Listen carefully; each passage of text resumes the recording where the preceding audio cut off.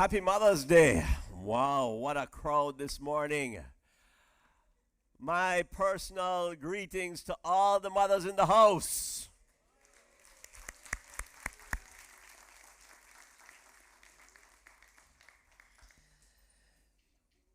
You know, today we're here to celebrate Mother's Day. And for that reason, I will not keep you long. So let me make sure that I stick to my time and that you are all honored in this way. You know, today we celebrate the better half, the hardworking half. We give honor to our women who give their lives and have sacrificed and devoted themselves to caring for, nurturing, and encouraging us and our children to be all that we can be. And I'm really heartened to see all the kids out today, the children of the parents, and I'm also heartened to see the parents, the mothers coming out today of our members. You know, I am in total admiration of mothers, especially since I'm married to one. But not only that, I am in admiration of the Jamaican mother. Because, boy, let me tell you, nobody can work like a Jamaican mother. You know, I mean, it really is. As I'm driving to work every morning, I see the mothers with their kids walking on the road and making sure that the kids are at school on time. And I go, man, this is real effort and sacrifice, you know. And I'm in awe of it. And I'm really, just, it brings a smile to my face. There are many women in the Bible who are inspiring examples of faith. And we're going to talk about women of faith this morning.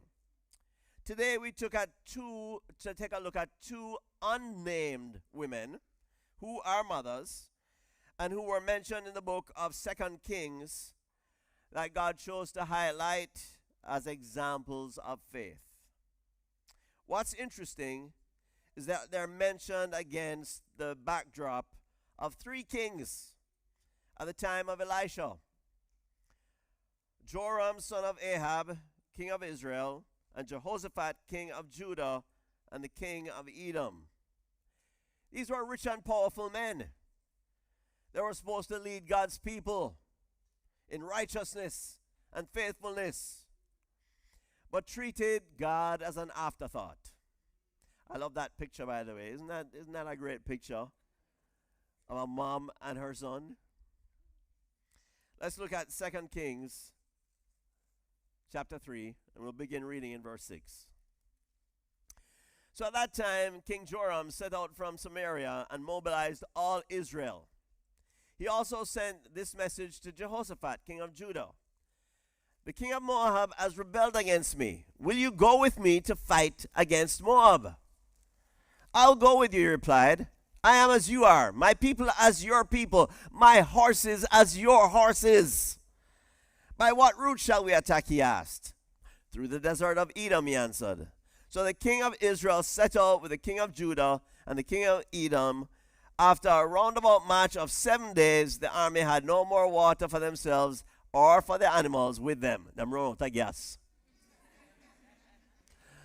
How many of us saw that image of Russia, the Russian troops going into Ukraine, and they were all preparing to come into the city, and they all got stuck on the road.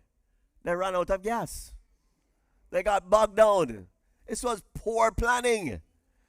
This was a military disaster by the wealthiest men in the kingdom, the most powerful men in the kingdom, who should have been setting the example of faith.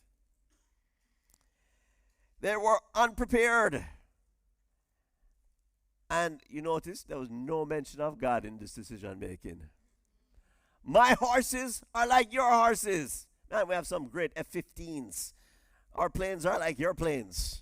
All right? You just command them. Tell us where we want to go. And it says, that it goes on. Next slide. But Jehoshaphat said, is there no prophet of the Lord here that we may inquire of the Lord through him? This is after they've made the mistake, Maybe we should really consult the Lord right now. An officer of the king of Israel answered, Elijah, son of Shaphat, is here. He used to pour water on the hands of Elijah. Jehoshaphat said, the word of the Lord is with him. So the king of Israel and Jehoshaphat and the king of Edom went down to him. Elisha said to the king of Israel, what do we have to do with each other? Go to the prophets of your father and the prophets of your mother. Elisha had no respect for the king of Israel, because being Ahab's son, he was a Baal worshiper. Ahab worshipped a different guy. He said, what do I have to do with you? But he said, no, the king of Israel answered, because it was the Lord who called us 3 kings together to hand us over to Moab. He said, no man, it's in your portfolio. God called us to destroy us, so we're asking your help now, after the fact. Isn't that how we are sometimes? We go ahead, we run ahead, and we do our own thing, and then we want God to back us up. Come, God, back us up, man. Come and work on our behalf. Next slide. Here is the map, right? And Samaria is all the way at the top. So the king of Israel came from Samaria, met up with a king from Judah, went down below the Dead Sea and through the desert of Edom, and they were supposed to go up into Edom. Sounded like a good idea, but God was not in it. Luckily, and this is not the purpose of the story this morning, Elisha intervened. And, he said, play some music for me. Let me get the inspiration and the vibe here. Okay, let me tell you what God says. Dig some pitches, dig some holes. By tomorrow morning, there'll be water everywhere. And they actually were able to have some sort of victory over Moab, but they did not completely destroy them because they had not consulted the Lord. So, now to the real story. There is a contrast. And the contrast is these 2 women. These 2 women who have faith.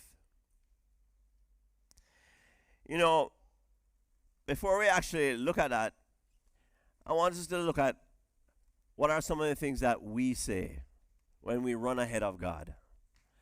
We live in a very religious country, and we are not like Jehoshaphat and the king of Israel that say, it's the Lord that has brought us to this point. You ever go through a hardship in your life and you say, boy, the Lord really not working on my behalf at all, But you know what we say in Jamaica?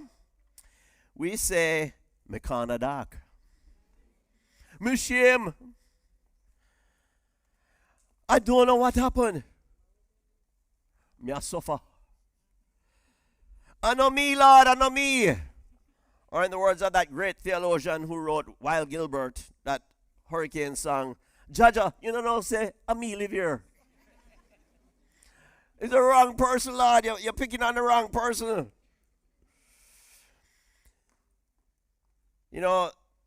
These kings are a metaphor of our lives and a warning not just to have an outward appearance of religion, but to be righteous from the core. A lot of times we rely on our own intellect rather than consulting God. We trust our own way, our own experience, especially when we're young. Yeah, you ever been there? You ever been young? What's he saying? Young and foolish? I was there. I can raise my hand. I was young and foolish.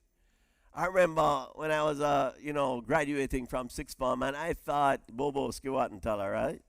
I thought, man, I knew everything. In fact, I thought I knew more than my parents. When Jamaican people say your head swell. But you know, that can happen at any age.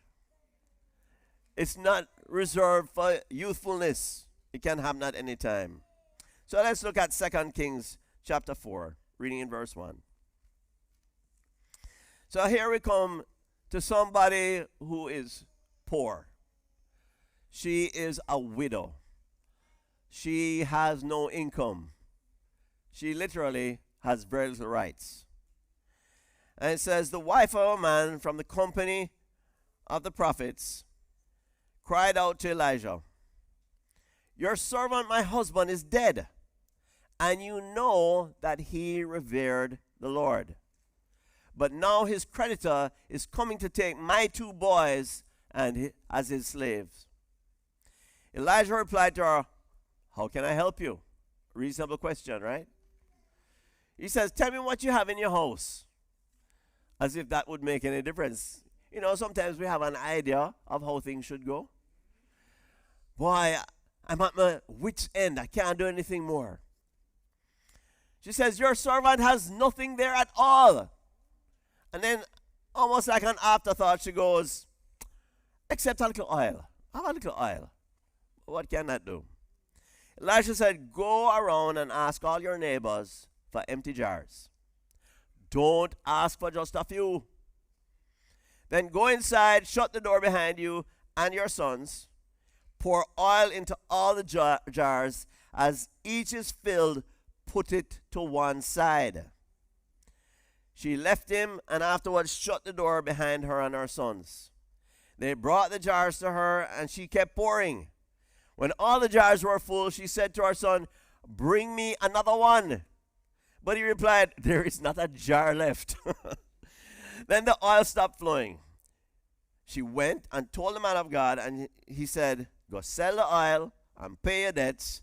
You and your sons can live on what is left. You know, this is a simple story, but there's so much truth to it. There's so much spiritual meat to this. You know, this woman could have been resentful from the very beginning. Lord, look how you're going to make my husband dead on me. Look how you leave me all alone with them 2 picnic. How am I going to take care of them? And I have no resources. You know, it takes faith not to get resentful when we're in a tough situation. It's a test when we're going through tough situations. And life is all about going through tough situations.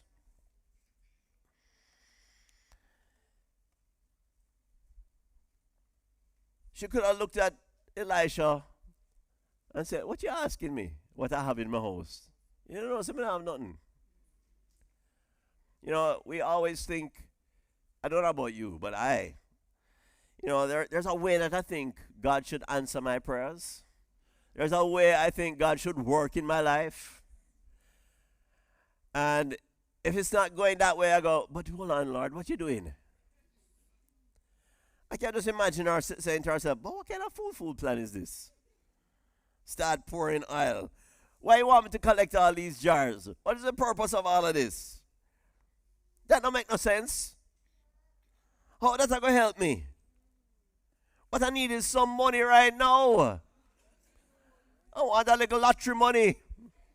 I need to do a little pick tree. Or what's the big one now? And we don't know. Good answer. Good answer.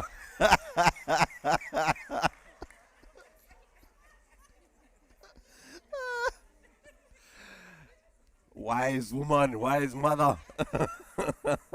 You're going places, you know, girl. You know, there's so many things in the Bible that we just don't understand why God tells us that. You know, don't have sex before marriage. But you have to test out something. Don't you have to test it out before you...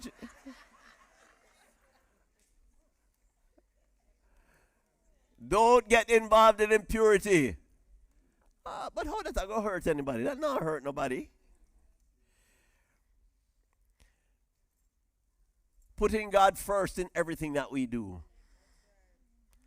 putting God first in your finances. You know, how that's going to help me, Lord? Put you first and I barely have anything left to live on. You know, when you are in need, some people say you need to plant a seed. When you have a need for relationships, for good friendships, you be a good friend. When you have a need for work, well, start to volunteer and start helping out somebody. Work will come. You are always more likely to get work when you are doing something active, even if it's not benefiting you at the time. How about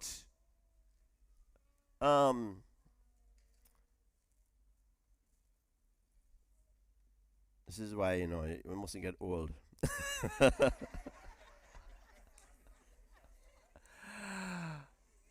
When you need money, that is the time to give. You know, when you're low on your finances, that is time to honor God with your money.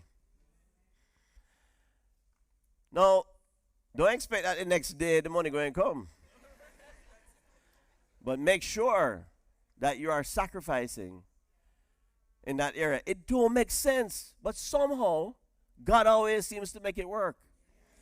You know, when I was in a full-time ministry, I'm a medical doctor. I graduated from medicine and I went into the full-time ministry. And when you go into the full-time ministry, you take a pay cut. You just basically get your needs met. And I remember struggling with it, man. Lord, really?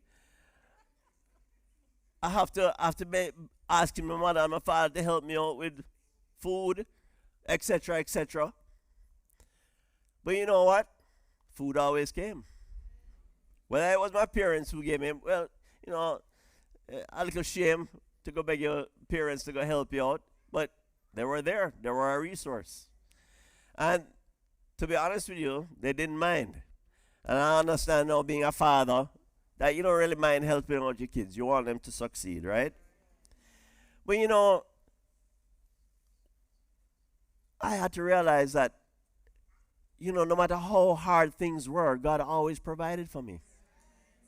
In fact, we tell the story all the time when we adopted Joshua. We go, wow, how we going, you know, we're doing this in faith.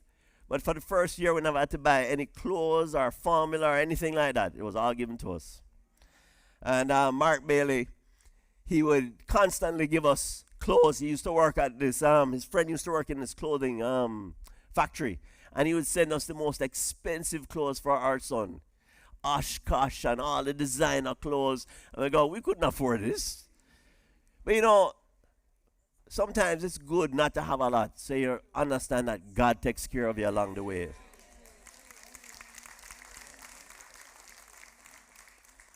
How about the concept of forgiving people who hurt you, loving your enemies, working as if working for the Lord? Boy, you don't know who I work for, you know. My boss is terrible.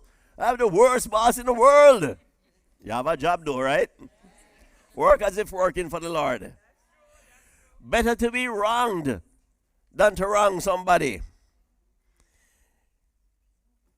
You know, we need to show our faith by what we do. James says, someone will say, you have faith, I have deeds. Show me your faith without deeds, and I will show you my faith by what I do. You believe that there is one God. Good. Even the demons believe that and shudder. We need to demonstrate our faith as this woman demonstrated it. You know what she does? She does exactly what he says. The solution was no far-fetched scheme. He said, let's start with what you have right there in your house. You know, sometimes the solution is right there in front of us. And if we pray about it, and if we go to God, and if we're seeking God, he shows us exactly what we need to do. A lot of us think that we'll be better off when we have the right job, the right education, the right investment, the enough down payment for the house, the loan from NHT. Sometimes the solution is right there if you just pray about it. How many of us have gotten those answers when we pray? And it's so amazing how God answers in a different way than we expect. She goes back. She says, all right, you told me to pour out, to get all these jars. I did that. I got the oil. I did that. What do you want me to do next?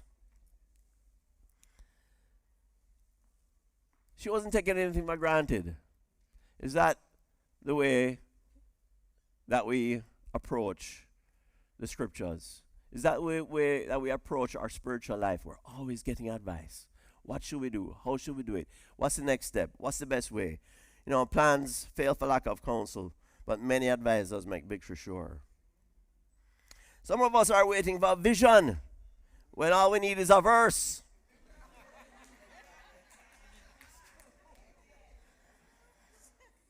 Let me show you the verse that you need to be looking at, right?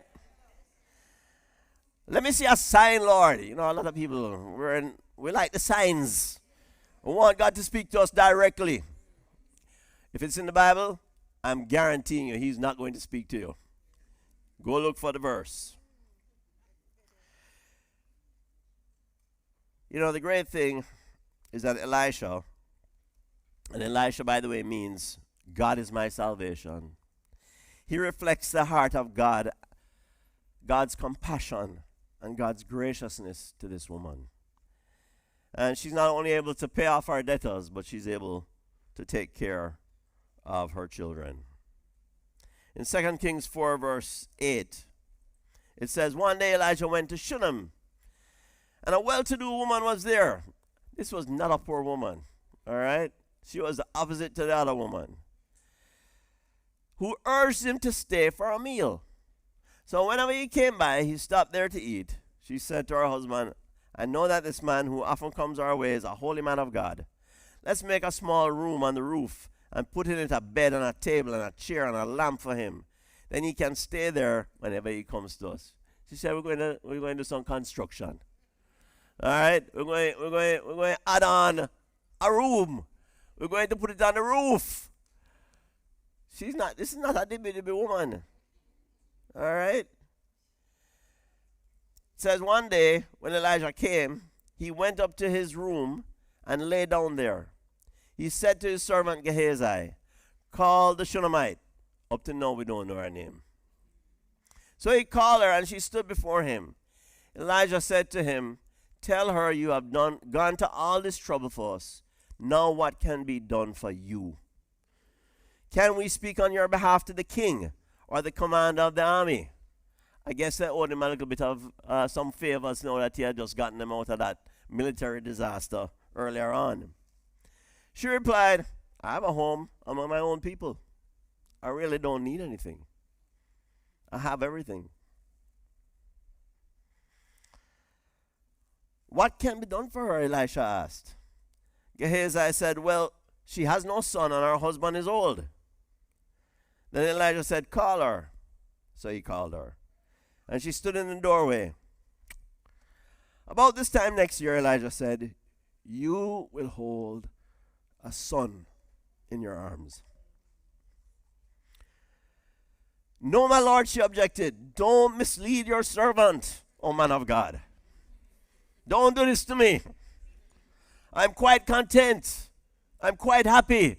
Don't get my hopes up. Don't make me start dreaming again. This woman was not in need. She was self-sufficient. She was content. She used her resources to serve. She was discerning in character, both of Elijah's, and she herself was a woman of character. She used her home for God. You know, isn't that what God calls us to do? Use our home for God. And many of our mothers have directed us in the path, in the ways of God. In fact, a lot of the blessings that we receive is because our mothers have decided that we are going to do it God's way. All right? I'm going to send you to a children Sunday school. Sunday school is what we call it, right? Make sure say you go Sunday school. Make sure you did your first communion. And now, albeit that those things are, not scripturally based, if you really study the Bible. But the fact is, there is the focus on God. And what we really need to do is we really need to make sure that we're just not being religious, but that we are truly living our entire lives honoring and glorifying to God. So it goes on. But the woman became pregnant, and the next year, about the same time, she gave birth to a son, just as Elijah had told her. The child grew, and one day he went out to his father, who was with the reapers. My head, he said to his father. His father told the servant, just like most men, carry him to the mother. Make his mother take care of him. Isn't that the truth? Something wrong? Go ask your mother. You want something? Go ask your mother. What we don't do, and what we don't ask our mothers for, right? So, it says, after the servant had lifted him up and carried him to his mother, the boy sat on her lap until noon. Then he died.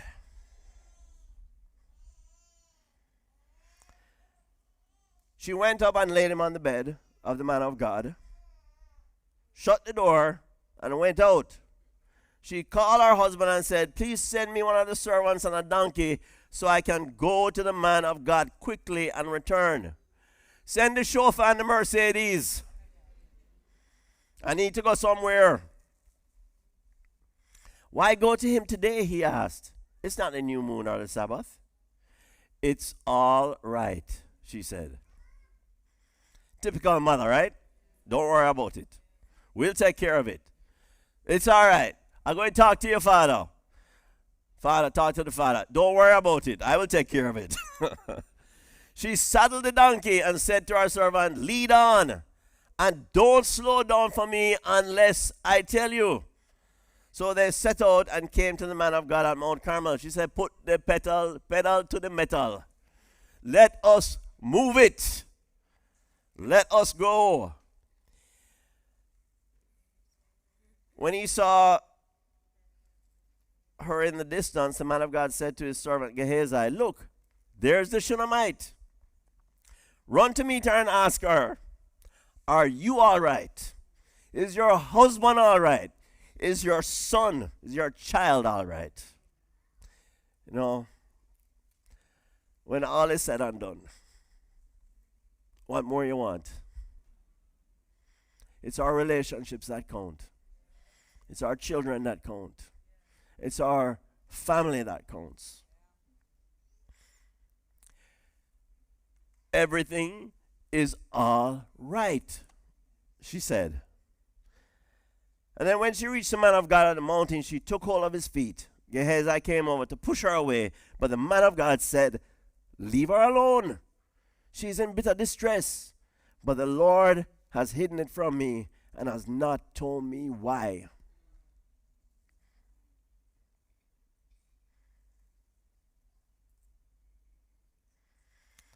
Next slide. So there's Shunem. There's Mount Carmel. She obviously knew where he was staying when he wasn't staying with her.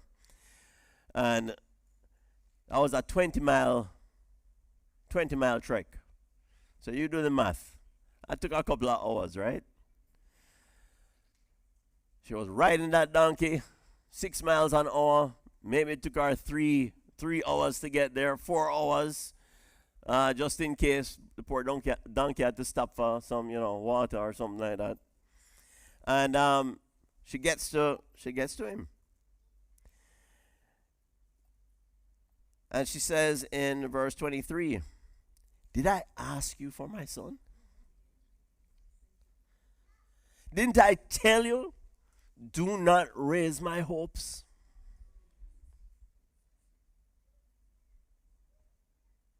Elijah said to Gehazi, tuck your cloak in to your belt. Take my staff in your hand and run.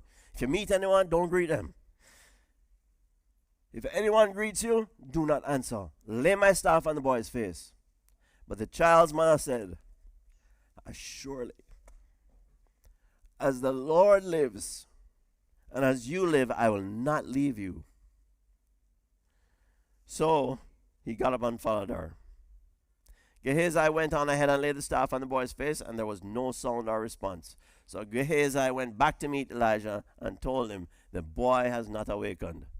By the way, for us medical people, we're going, is this a berry aneurysm? Is this AV malformation? Is this heat stroke? We have a neurologist in our midst. Maybe she can give us some ideas as to what it was, right?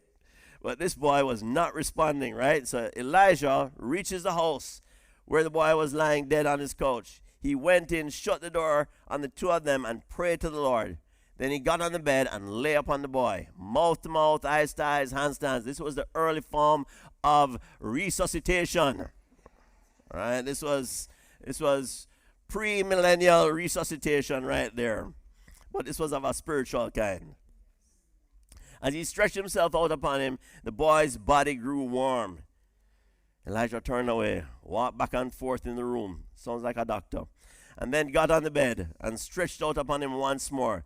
The boy sneezed 7 times and opened his eyes. Oh, that's a miracle. Elijah summoned Gehazi and said, call the Shunammite. And he did. And when she came, he said, take your son. She came in, fell at his feet, and bowed to the ground. Then she took her son and went out. You know, despite all of what was going on in Israel, God was still at work among his people.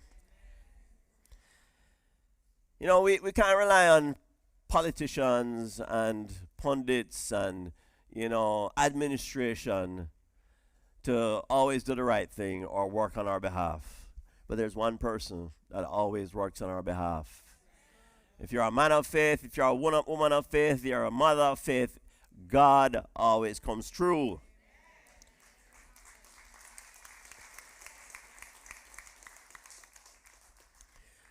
Sometimes we inadvertently give our children the wrong values by how much attention we expect them to pay to their schoolwork, to their after school extracurricular activities. We teach a little subtle message. If you want to get ahead, you need to be bright. If you want to get ahead, you need to be all these things, and there's nothing wrong with that. But it cannot be to the exclusion of teaching our children to love the Lord.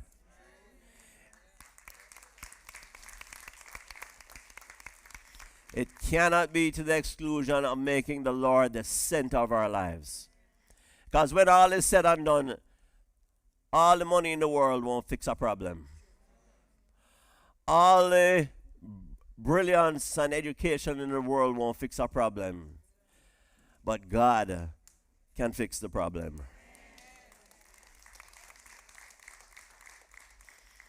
This woman demonstrates trust.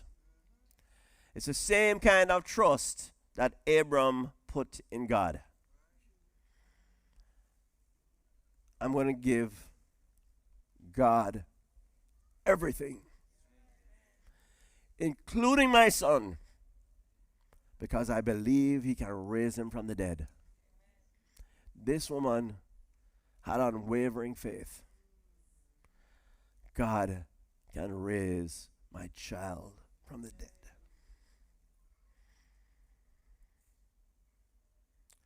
This life is full of obstacles, challenges, and difficulties. And who knows them better than a mother? Raising children is probably one of the greatest challenges to our faith as we try to figure out what is best for our families and for them.